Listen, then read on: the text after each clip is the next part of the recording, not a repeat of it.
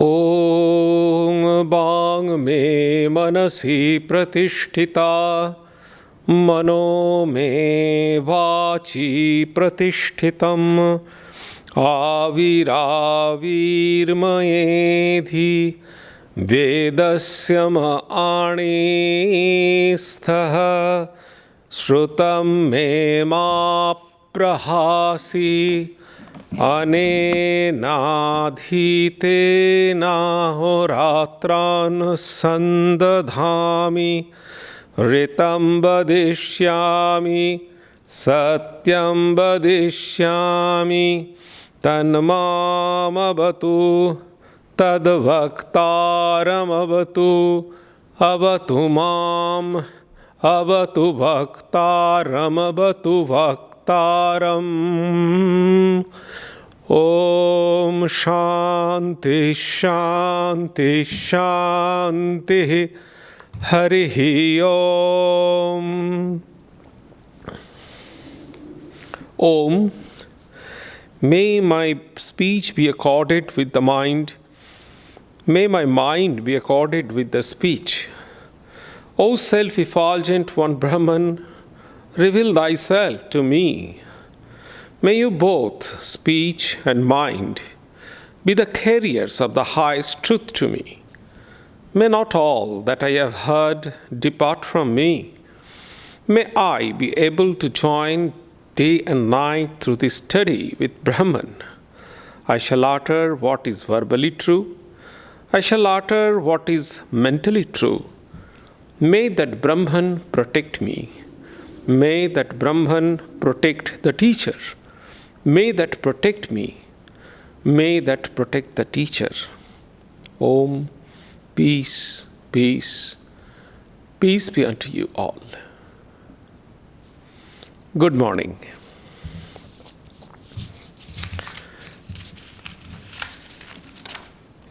It is my pleasure to announce that Swami Ishadhyanananda, Assistant Minister of the Vedanta Society of Sacramento, is the guest speaker this morning. I don't think you need Swami Ishadhyanananda's introduction, because by the time he has already become pretty popular among the devotees of Berkeley and San Jose. You are aware that on the morning of our AGM, we invite guest speaker, especially from Vedanta Society of Sacramento. This year, Swami Ishadhyanananda has kindly accepted our invitation to speak this morning. I, on behalf of Vedanta Society Berkeley, am thankful to him. It is a recorded lecture. You know, because of this new normal, for almost 1.5 years, we are organizing our programs online. I hope soon we can meet face to face. This morning, Swami Ishadhyanananda is going to speak on 5 things to know about meditation. I request Swami Ishadhyanananda to speak on the subject.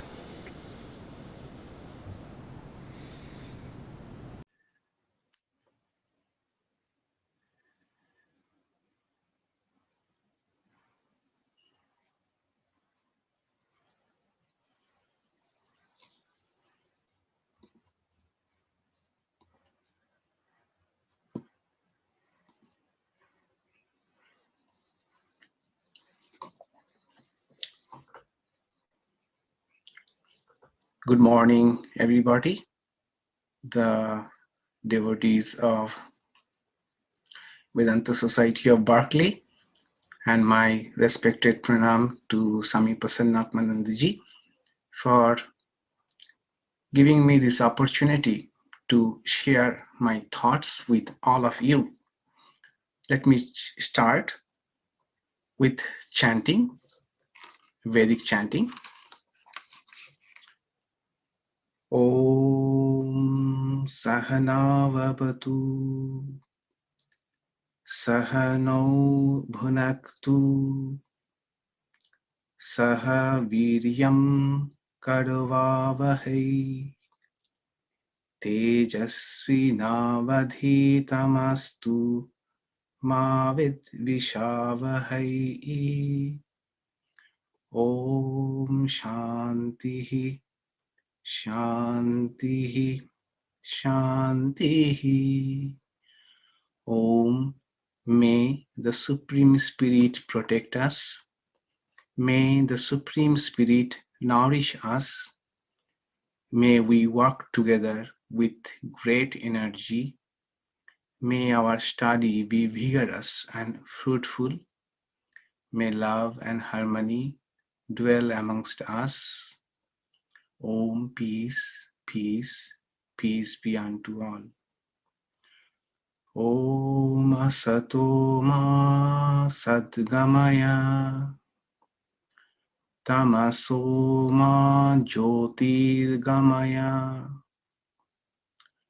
Mrityorma Amritam Gamaya.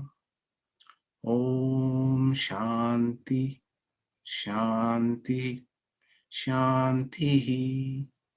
Om, lead us from the unreal to the real. Lead us from darkness to light. Lead us from death to immortality. Om, peace, peace, peace be unto all.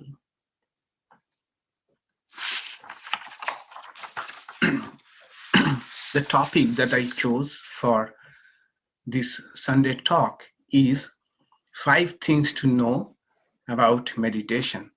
And this talk is based on the 6th chapter of the Bhagavad Gita, Dhyana Yoga, the yoga of meditation. Those of us who have studied Bhagavad Gita might have noticed that till the 5th chapter, Sri Krishna has talked to Arjuna about Jnana Yoga, the path of knowledge, and Karma Yoga, the art of doing karma. Suddenly, at the end of 5th chapter, he himself broaches the subject of meditation. And the question is why? Arjuna did not want to know about meditation, but why Sri Krishna spoke about meditation on his own? The reason appears to be this, that meditation serves 2 purposes in Vedantic teachings. One is meditation prepares the mind, refines the mind so that the mind becomes fit to receive the teachings, concentrate on the teachings that Bhagavad Gita is teaching us. And second, the more important role of meditation is to assimilate the teachings. Assimilation of teachings is very important because even if we might know many of the teachings, but unless we are able to bring them out in our day-to-day life, those teachings don't help us at the time of crisis, when we want them most. When we want them most, the teachings, we forget about the teachings. And for that, to make the teachings our own, a part of our own, a part of our personality. What is needed is assimilation of the teachings. And meditation is needed for assimilation of teachings. Students of Vedanta know that the three main sadhana, the three main practices for Vedanta are Shravana, hearing the truth, learning the truth, then Manana, then thinking them through, cogitating about them, clearing the doubts, and the third, the most important, is assimilation, nididhyasana, meditation on the truth, so that we soak in the teachings and they become part and parcel of our personality. This can be understood better with an example. Suppose I ask for coffee and I say, put 1 spoonful of sugar in it. You bring the coffee and I take a sip and I say that I don't find sugar in it. Did you add it? Then you tell me, yes, I added the sugar, but you have to stir it.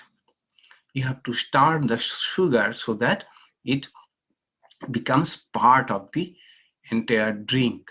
So that is the role of meditation. The teachings we already know, but to assimilate the teaching, we need to meditate. The 5th chapter is an excellent chapter on meditation. All that we need to know about meditation has been spoken of in this 6th chapter. But they are not spoken in a very systematic way. They are scattered throughout the chapter. And if we study carefully, we find that Sri Krishna speaks about 5 topics, 5 important things, 5 aspects of meditation. The 6th chapter is a template for meditation. Whatever type of meditation we may be interested in, there are several types of meditation. Now, one is Vedantic meditation, that is meditation on the great Upanishadic teachings or Gita teachings, but there are several other types of meditation. But whatever might be the meditation, the 6th chapter is a template for meditation which can be applied in any type of meditation. So he speaks about 5 topics about meditation in 6th chapter of the Bhagavad Gita. They are the general preparations of meditation, the general preparation which we need to follow throughout the day. Second is specific preparations for meditation, things that we need to do when we just before the meditation or just before sitting on the cushion or after sitting on the cushion before going into the actual process of meditation. Third topic he discusses is what is meditation, what truly meditation is. Fourth topic is what are the benefits of meditation, what kind of benefits, what kind of transformation meditation brings in our life. And the 5th topic is what is the obstacle to meditation, what are the speed breaker of meditation, and how to overcome that obstacle. These are the 5 things he speaks about to Arjuna. And as I said earlier, these are scattered. They are not developed in a linear fashion, but if we read carefully and organize them, we find a wonderful template of meditation. So first thing is general preparation of meditation. That is, if you have read the 6th chapter of the Bhagavad Gita, although it is on meditation, but first 9 verses, verse number 1 to 9, Sri Krishna speaks about Karma Yoga. Why? Because to meditate well, to meditate properly, we need to have a balanced mind. And unfortunately, we have only one mind. It is the same mind which is involved in day-to-day activities, and the same mind which we have in our disposal for meditation. So throughout the day, if we keep on doing whatever we like to do in whatever way we like to do without taking care of our dealings with our mind, then it will be difficult for us to meditate well. This is so important, and that's why balance of mind is so important. And that's why he speaks about Karma Yoga, which is the way of doing the work, dealing with our surroundings, dealing with people in an even mind, with a balanced mind, not letting the graph of mind go very zigzag, but try to keep a balanced state of mind. That is important. How do we achieve the balance of mind? By doing our work in a spirit of service and with dedication, but not being anxious, agitated about the outcome, which is the crux of Karma Yoga. Samattam Yoga Uchyate, the even-mindedness, this balance of mind is called yoga. So one may ask, how really we do that? The thing is here that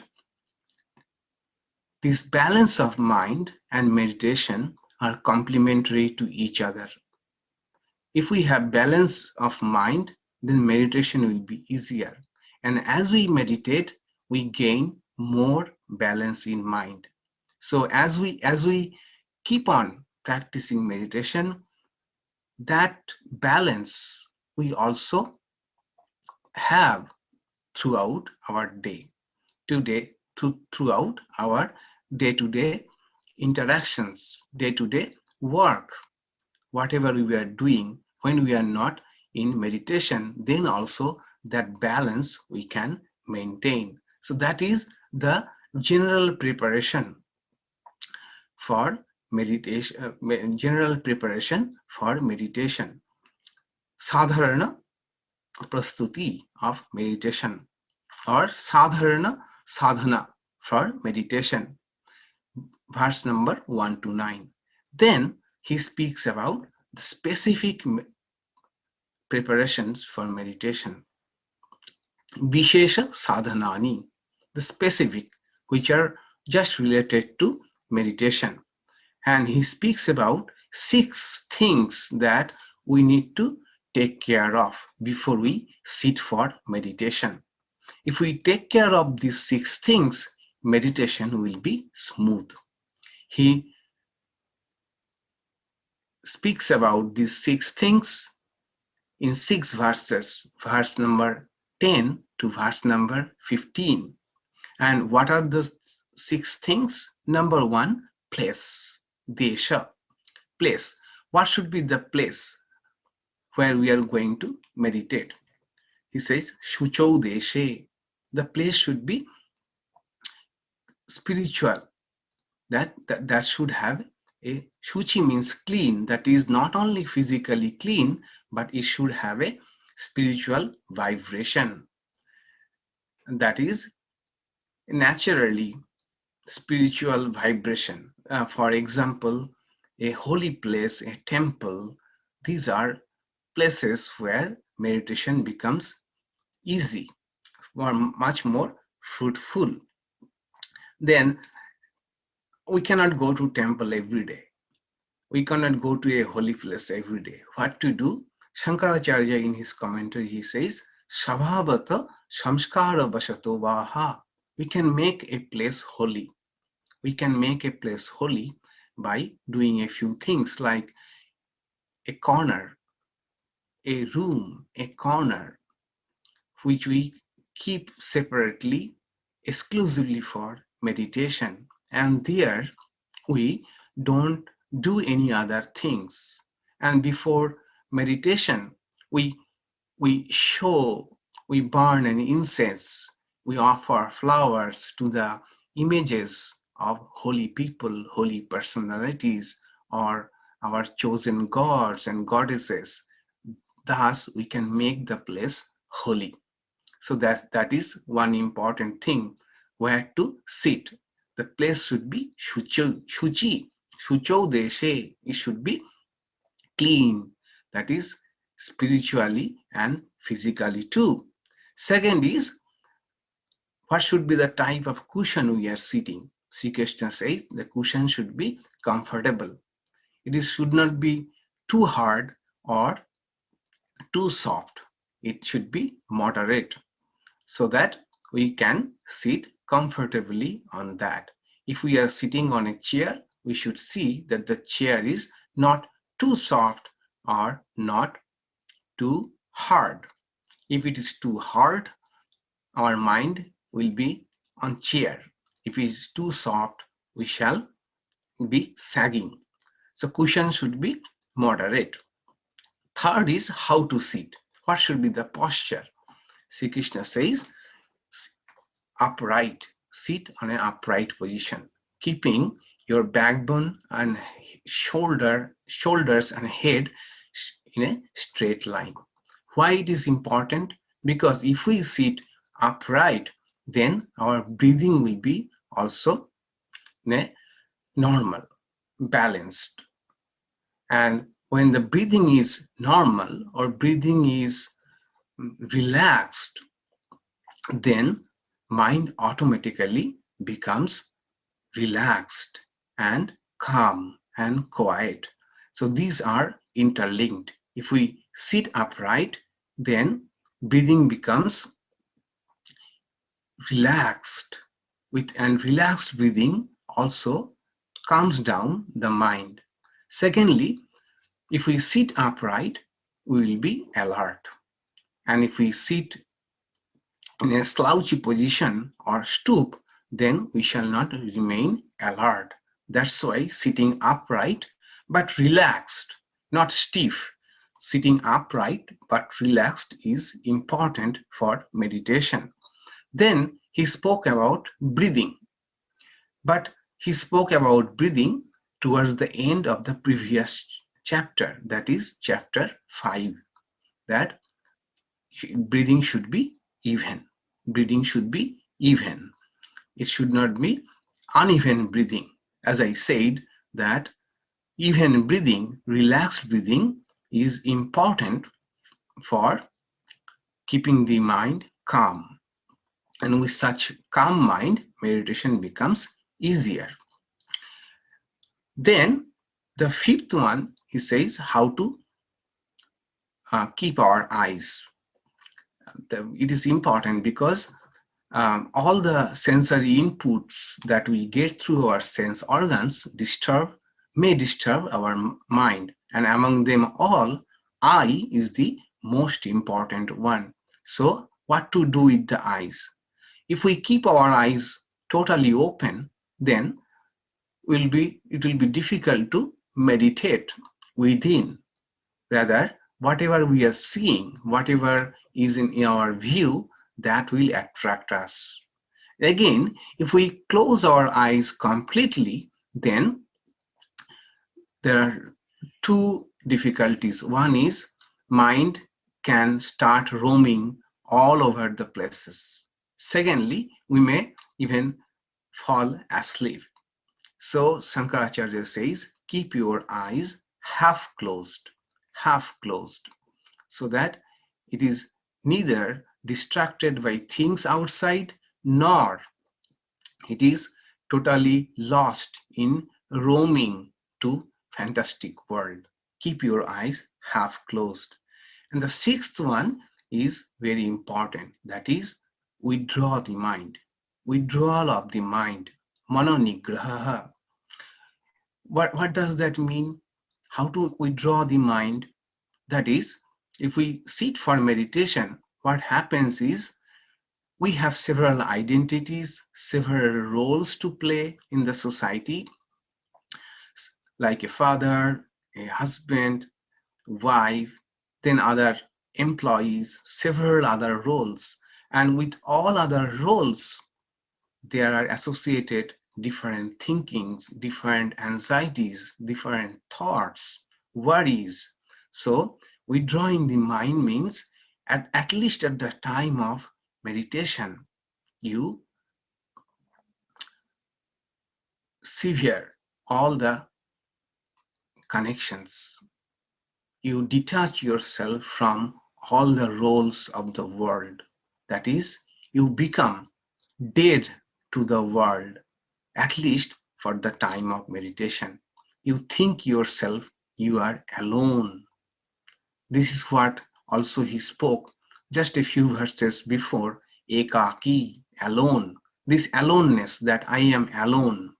For this time being, I am nobody. I have no relation. I just am alone. That is needed to withdraw the mind. So think that you are alone, you and God. Nothing exists in between. That helps to withdraw the mind. These Sri Krishna speaks about the specific preparations. If we follow these things, then meditation will be easier. Meditation will be smooth. Then third, what is meditation? He speaks about what is meditation, the nature of meditation, dhyana sarupa, in verse number 18, 19, 24, 25, 26. He follows what we find in Patanjali Yoga, that meditation has three, we should say, three stages. Meditation has three stages. One is trying to focus. It is called dharana. Then meditation proper, dhyana, and total absorption, samadhi. These are stages of concentration. Stages of concentration. They don't differ in kind, they differ in degrees. They differ in degrees of concentration. Just as when we are trying to take a picture of someone, what we do first, try to focus first. Try to keep the person inside the frame of the camera. That is like dharana. That is like this focusing. The first. First, we are trying to focus on a particular object or any form of God. Then, when we have focused, we have to keep the camera still for a while. We should not shake the camera until you have taken the picture. That is like meditation. The concentration has become much more intense here. So they give another example. Dharana is like pouring of water from one vessel to another vessel. So when water is falling, the flow is not very smooth. There are air bubbles in between. That is dharana. But think about pouring oil or pouring honey from one container to another. The flow is smooth. That is meditation. So in dharana, in focusing, there is effort, lot of effort, but meditation, the effort is less. But that meditation, again, when becomes far more intense, when we lose all sense of time and space, and also forget the fact that we are meditating, that is called absorption, samadhi. That is samadhi. And Sri Krishna gives a wonderful example of what true meditation is like. Yatha dipo nivatastho sopoma smita. Remember the example. What example? That imagine a flame, a candle placed in a placed somewhere where there is no wind. So in that case, the flame will be unflickering. Otherwise, because of the wind, the flame will flicker.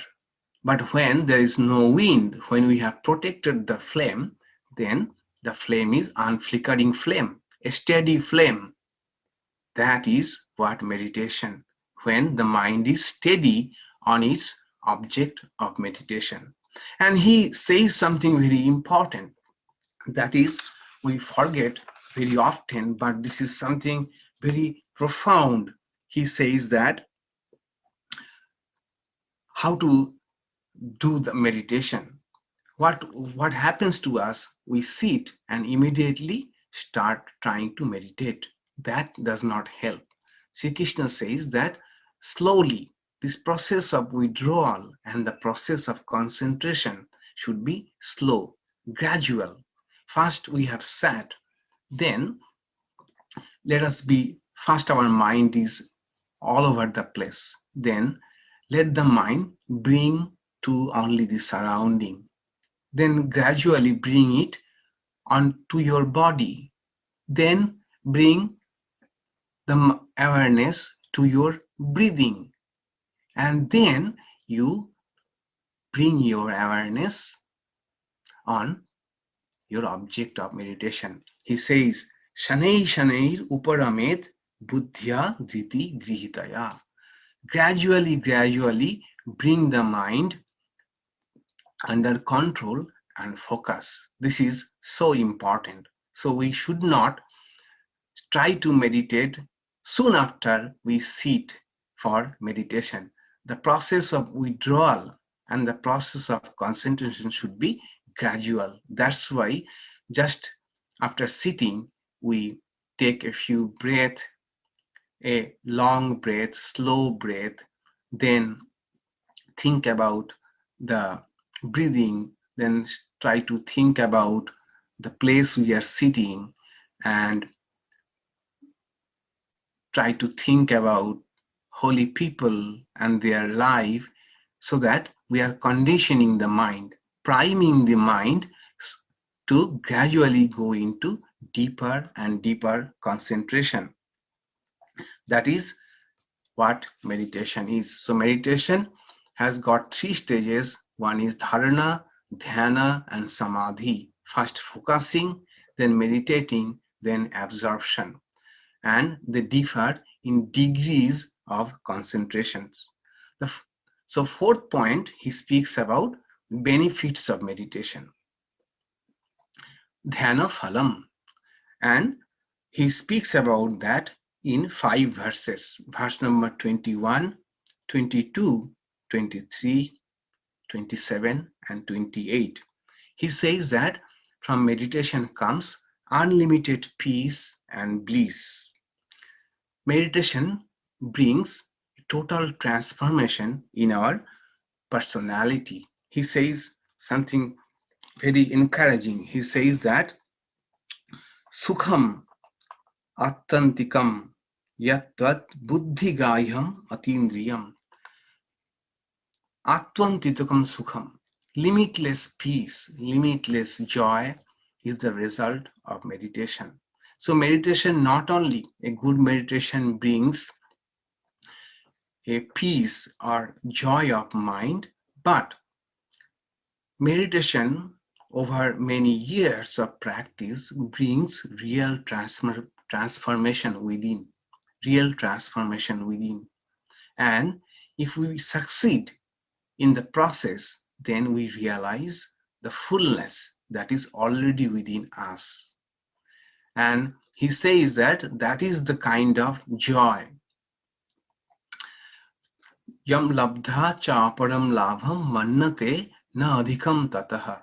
yasmin sthito na dukkheno guruna api na vichallate. And when we realize that fullness, that completeness, that already we are, that is already within, through many years of practice, and this happens gradually, then what happens? There's a complete transformation in our personality. We are in a state of bliss, and this bliss is not only an experience, it is a transformation. This we realize our fullness, which remains always with us. It is just like a knowledge, like 2 plus 2 is equal to 4. This knowledge, as we never forget, so also this, that we are full, that we are complete, this knowledge, which is the true result of meditation, never leaves us. And realizing this fullness, we reach a state where no amount of unfavorable situations, troubles can really shake us to our core. We may be shaken for a moment, but we become stable again. That is the promise of meditation. So these, after saying these 4 topics, what are the 4 topics? That what are the general preparation for meditation, specific preparations for meditation, what is meditation, and what are the benefits of meditation. When he has spoken about these 4 topics, Sri Krishna, Arjuna asks a question, which is question of all of us. And Sri Krishna answers. And the question is the obstacle of meditation. That is, how nice it would have been that if we can drive on and on without any speed breaker. But in the path of meditation, there are speed breakers. And here Arjuna asks about one most common obstacle to meditation. What is that? Mind. Our fickle mind, our unsteady mind, our restless mind. Chanchalam hi manah Krishna pramath hi balavaddiram. Tasya nigraham aham manne bahyu iva sudushpuram. Problem is with the mind, that this mind is chanchalam, restless. Not only that, pramathi, that is, restlessness of the mind percolates even in our other organs. When we are restless, our other organs, hands may be sometimes shaking, we may be speaking very fast, we may be pacing up and down. So it is pramathi, that is, the mind, restless mind, churns like a churner, it churns other organs too. Such a mind, and which is very tough to control.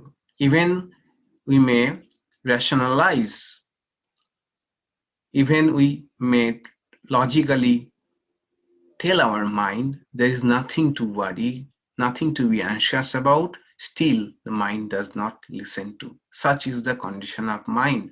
What to do with such kind of mind? Hey Krishna, how can I meditate? This is Arjuna's question. Sri Krishna says, indeed, no doubt. First, Sri Krishna assures that, yes, no doubt about that. Mind is very difficult to control and unsteady. But it is difficult but not impossible. There are ways, there are methods to control the mind. What are those methods?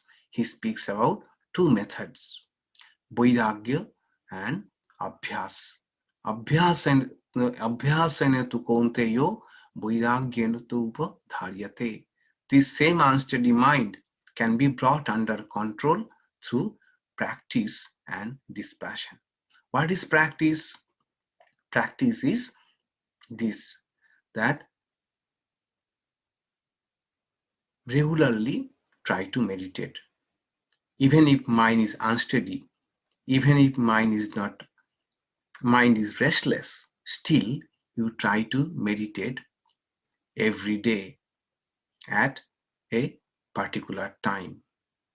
And if you ask any long time meditators, successful meditators, the one thing, the most important thing they would say is this regularity in meditation. Regularity, that is, meditation does not work if we meditate today for 1 hour, next 1 week 1 hour, then if we don't do for 2 months and start again, meditation does not work that way. Even if we sit for 10 minutes, 15 minutes, that we have to sit daily. So that is practice daily. And Patanjali says in Yoga Sutra that requires practice for a long time without any break. Then only we reach higher stages of meditation. That is, then only mind becomes stable. So regular practice is needed.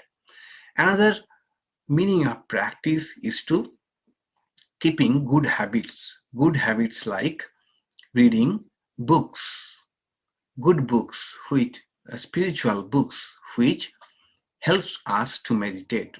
If we read about books on meditation, on the life of people who meditate, then the benefits of meditation, then we feel encouraged to do meditation. That is also a practice. That is also we need to cultivate. One great, very good book about meditation is Meditation and Spiritual Life, written by Swami Ishadhyanananda. It was not written actually, it was a collection of his lectures on meditation and spiritual life. So this kind of books encourage us for meditation. And also there are books which are help for meditation. One Swami was Atma Bodhananda, Bhava Maharaj in Belur Math, and he was very regular in meditation. Not only that, when he used to meditate, people could feel that he was going deeper and deeper. That is, he is accomplished in meditation. So Swami Chitananda ji writes in his book that Swami Chitananda ji asked the Swami, what is the secret that you can meditate so well? Then he said that before meditation every day, I read a few verses from Viveka Churamani of Shankaracharya, which speaks about the higher reality and also the unpredictability, the hollowness of worldly pleasures. This takes us to the new second method of controlling the mind, Vairagya. He said, Sri Krishna said, there are two ways to control the mind. One is abhyasa, practice, and second is Vairagya. So if we read those books which encourages meditation and speaks about spirit, speaks about God, and also shows us the faults in this ephemeral world, then what happens? We know the fact, but we need to be reminded again and again about the fact that all the worldly enjoyments, they are all limited. They are limited, not only that, they are ephemeral, they are hollow. We need to acknowledge that, and we need to remind ourselves that true joy, true peace, true fulfillment that we are seeking are within. So knowing that and going within is called Vairagya. Vairagya. So someone said nicely that you have a chair, cardboard chair made of cardboard, which looks very good, very, very sophisticated looking, but that can only is for decoration. You don't sit on it. Similarly, at the time of meditation, if we think about the hollowness of worldly pleasures, the limitations that the world can give us, then we'll find that mind automatically becomes calm. It becomes easier to go dive within. And mm, another practice could be to help this vairagya is having the company of meditators, having the company those who meditate regularly, holy people, that is people to whom meditation is important, that having their company, regularly having their company is also a practice. So with practice and detachment and this vairagya, we need not be afraid of vairagya or dispassion. We need not have to do it all the time. Even before the meditation, if we can think about the transitory nature of the world, the sorrows, inevitable sorrows, the existential problems that is the fabric in the fabric of the world, then we'll be able to meditate well, because mind is running after the things in the world. And if we can see their flip side, the other side of the picture, the not so good sides, then mind automatically turns within. And even Sri Krishna says that even a little bit of practice of this meditation does not go in vain. Arjuna asks that what happens to someone who meditates, who walks in the path of meditation, but cannot reach the goal that is promised. What happens to such person? Sri Krishna says that nahi kalyana krit kaschit durgatim tata gacchati. Such a person never comes to grief. That is, even if we may not have great meditation, even if we may not have great absorption, still, if we continue to practice, they have their effects in our life that all of us can testify, those who have been practicing meditation.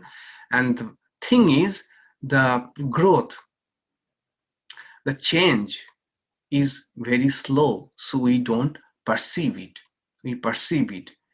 But over the years, meditation brings real changes in our personality, brings a real peace, a real joy, a bliss within that otherwise we cannot access.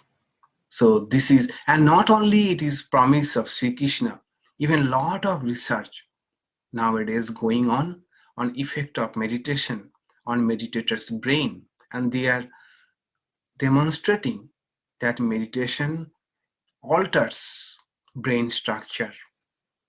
There are real changes in brain, and this is most notable in long-time meditators. Long-time meditators are naturally much more calm, much less stressed, much less worried, and they are much more in control of their emotions. They experience more positive emotions than others. They are much more mindful. All those things are being demonstrated every day, that the meditation, forget about what is the quality of the meditation, but if we keep on doing it, over many years, then slowly, gradually, changes happen. Our personality changes. Their real transformation happens. So these are the 5 topics Sri Krishna spoke about in 6th chapter. It is a template of meditation. Let me summarize again these 5 topics. The 6th chapter started with Karma Yoga, art of doing karma. Why? Because through Karma Yoga, we reach balance of mind. And Sri Krishna says that this is the this is the general preparation. Balance of mind is the first thing we need to know before doing meditation. That's why verse 1 to 9 is dedicated to how to keep the balance of mind. Second is specific preparations for meditations. Vishesha sadhanani, what we should do just before the meditations, verses 10 to 15. One is place. The place we are sitting should be clean and should have holy vibes, which can be maintained by keeping the place exclusive for meditation, by keeping holy pictures, by offering flowers to gods and goddesses, by burning incense, by reading holy books in that place. That is should be the type of place. Then the cushion on which we are sitting should be moderate, not too soft, not too hard. Third, we should try to sit upright, relaxed, which will make us alert and also which help in regularizing our breathing. And how the breathing should be? Breathing should be very calm and regular and even. With such an even breathing, our mind becomes naturally calm. Then, how to keep our eyes? Keep our eyes half closed so that we are alert. We are not asleep. At the same time, we are not distracted by whatever is going on in front of us. And sixth, withdrawal of the mind. How to withdraw the mind? By being dead to the world, at least at the time of meditation. Disconnecting from the world, snapping all the relationship with world. So these are the 6 specific preparation: place, cushion, posture, breathing, half-closed eyes, and withdrawal of the mind. Then the third topic of meditation was, what is meditation? Meditation consists of 3 stages: dharana, dhyana, samadhi. So first we try to slowly bring the mind, gradually, slowly bring the mind from outer, outer things, then just immediate surrounding, then to our body, then to breath, and then focus on object of meditation, that is dharana. Then we try to fix the mind for longer and longer period of time, that is meditation proper. And when that becomes so spontaneous that we don't have to try, it has become spontaneous and mind is flowing so much so we have forgotten everything else, time, space, and even the fact that we are meditating. That is called samadhi, total absorption. And he gives the example of a unflickering lamp, a lamp placed in a windless spot. So the flame is steady. That is the example of meditation. Then that is verse 18, 19, 24, 25, 26. What is meditation? Then verse 21, 22, 23, 27, 28. Benefits of meditation. Meditation brings unlimited peace and bliss. That is not only the experience of meditation, but the transformation that meditation brings in our personality.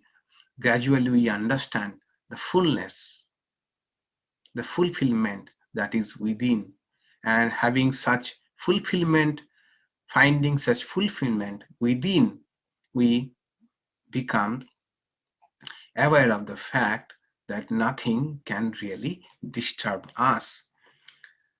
Then the fifth topic was the obstacles of meditation, verses 34, 30, 33, 34, 35, 36. Mind is unsteady, restless. How to control the mind? Sri Krishna says, yes, mind is restless, but it is not impossible to control the mind. We need to practice, and we should cultivate detachment. Practice means trying to do meditation regularly without fail and every day. And second practice is to read books about meditation. Read about the people who have succeeded in meditation, and also keeping the company of people who meditates. These are the three practices. And Vairagya means for the time being, at least for the time when we are meditating, try to think about the transitory, the ephemeral nature of this world, its limitations, the existential problems that we all have.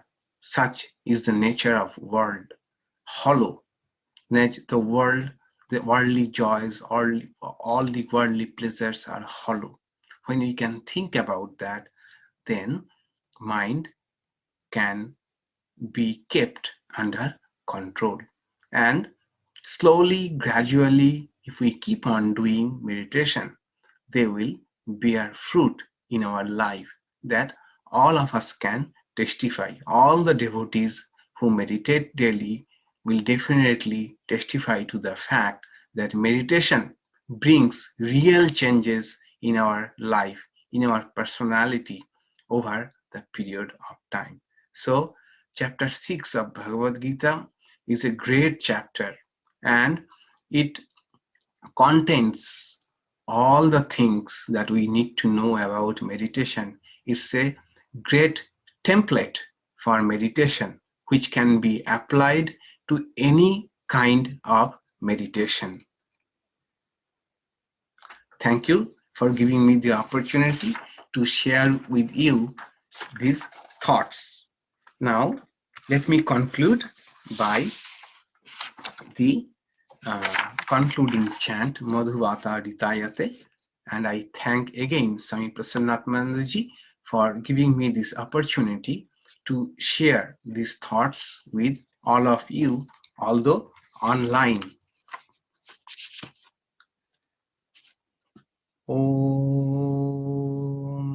Madhuvata Ritayate Madhuksharanti Sindhavaha Madhi irna santoshadhihi Madhunaktam utoshasi Madhumat parthivagam rajaha Madhudvau astuna pita Madhumano vanaspatir madhumagam astu suryaha Madhvirgabo bhavantu naha. Om Shanti Shanti Shanti. Sweet blow the winds, and the oceans give forth blessedness. May the herbs and plants bring us health and happiness. Sweet unto us be the nights and dawns.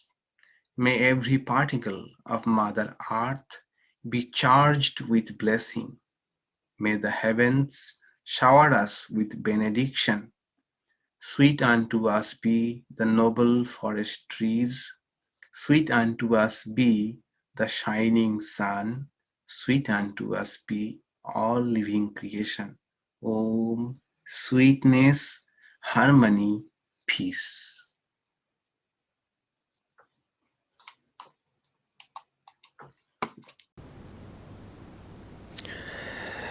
Thank you, Swami Ishadhyanananda. I convey my thanks and gratitude to you for your beautiful speech this morning and for accepting our invitation to speak as a guest lecturer. The 5 points on which you spoke are very important in our spiritual life. The most important is that meditation process, which is being instructed from Vedanta society, is tested and proved. It has an extraordinary track record of success. So starting from Sri Ramakrishna, his direct disciples and their disciples, gradually this meditation process enriched and ultimately takes this form. The first instruction of all these processes that the Vedanta society instruct comes from Sri Ramakrishna's mouth. So it is a very sacred instruction, whatever form it may be, but these are tested and proved. If one can follow it, and if one can perfectly follow it, the success is guaranteed. So, I hope we can have Swami Ishadhyanananda in future also to deliver lecture in person. I thank you for his beautiful talk this morning. Thank you. Thank you very much.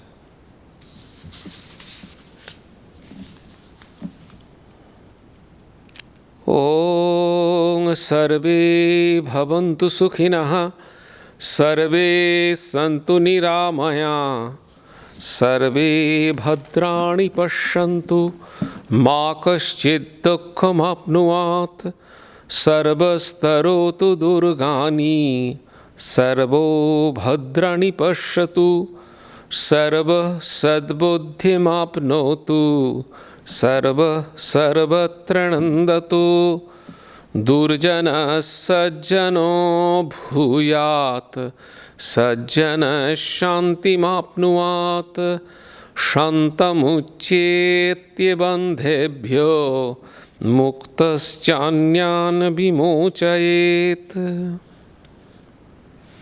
May all be happy. May all enjoy good health. May all see happy events. May all be freed from miseries. May all be freed from dangers. May all realize what is good. May all be actuated by noble thoughts. May all rejoice everywhere. May the wicked become virtuous. May the virtuous attain tranquility. May the tranquil be free from bondages. May the freed make others free. May the Supreme Spirit, the presiding deity of all sacred activities, be satisfied. For he being pleased, the whole universe feels satisfied. Peace, peace. Peace be unto you all.